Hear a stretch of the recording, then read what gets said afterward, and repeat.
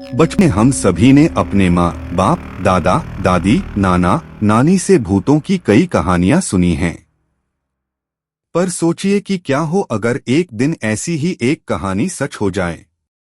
21 साल के सुभजीत के साथ कुछ ऐसा ही हुआ। सुभजीत 3 साल बाद अपनी पढ़ाई पूरी करके अपने गांव वापस आया था। सुभजीत वैसे तो बंगाल के पुरुलिया डिस्ट्रिक्ट के एक छोटे से गांव का रहने वाला था, पर पढ़ाई के सिलसिले में वो पिछले 3 साल से कलकत्ता में रह रहा था। सुभजीत को अपना गांव बहुत पसंद था, क्योंकि जहां शहर में हर जगह बिल्डिंग्स ही बिल्डिंग्स थी, वहीं उसके गांव में चारों ओर जंगल ही जंगल थे।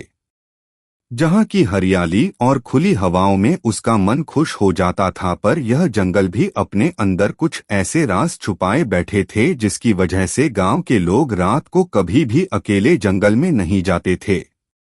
वहां की कहानियों की माने तो जंगल में एक राक्षस रहता था, जो कि लोगों की जान निकालकर उन्हें मरने के लिए छोड़ देता था।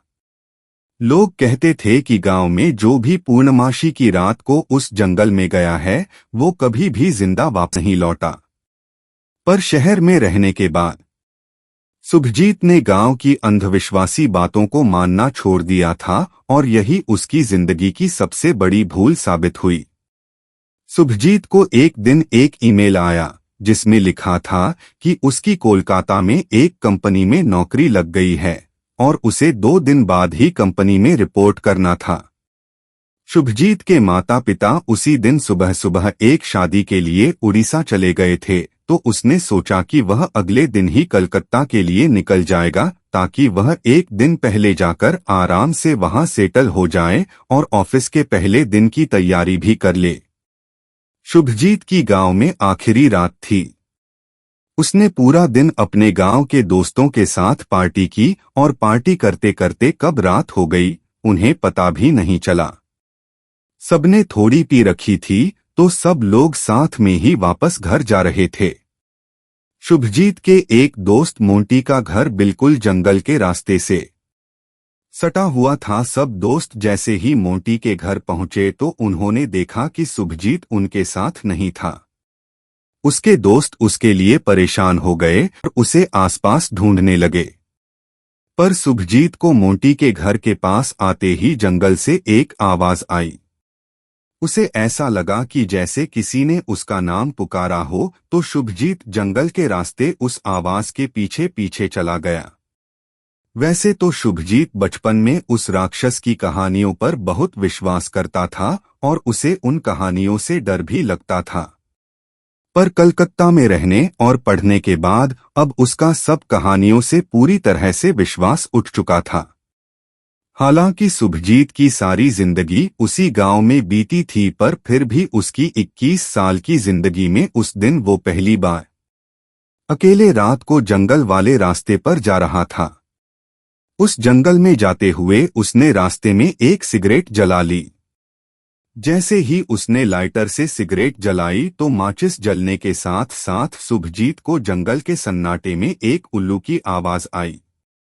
शुभजीत सिगरेट पीता पीता चल रहा था, और अब कम से कम आधे किलोमीटर की दूरी तय कर चुका था कि तभी शुभजीत की सिगरेट के धुएं को चीरता हुआ वहां से कुछ गुजरा। क्योंकि सर्दी का मौसम था, तो रात को ऐसी हवा का ना आम बात थी, इसलिए शुभजीत को लगा कि वह बस एक हवा का झोंका था।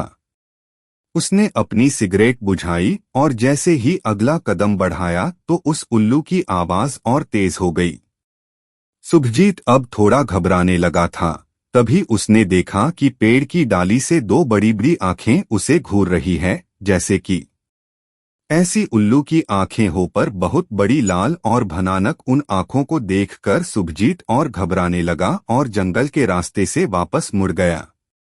वो कई देर तक चलता रहा, लेकिन वो उस जंगल से बाहर नहीं निकल पा रहा था। जैसे जैसे वो और ज्यादा डर रहा था, वैसे वैसे उल्लू की आवाजें भी बढ़ती जा रही थी। चलते चलते उसे फिर से एक तेज हवा का झोंका महसूस हुआ, लेकिन इस बार शुभजीत ने अपने गाल पर हाथ लगाया तो उसके गाल से खून बह रहा था। तभी अचानक उसे दिखा कि उस जंगल के सभी पेड़ों पर दो बड़ी बड़ी लाल और भयानक आंखें चमक रही है। उसे तब याद आया कि उस रात पूर्णमासी की रात थी। अब उसे उस राक्षस से जुड़ी सभी बातें सच लगने लगी थी। उसे बिल्कुल भी समझ नहीं आ रहा था कि वह क्या करें। ऐसा लग रहा था कि उस जंगल में छोटी छोटी लाल लाइट से चमक रही हैं।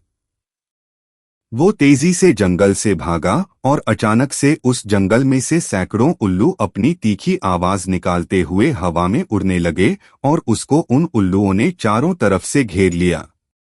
इसकी आंखों के सामने वो सारे उल्लू एक बहुत ही बड़े और विशाल राक्षस में बदल गए।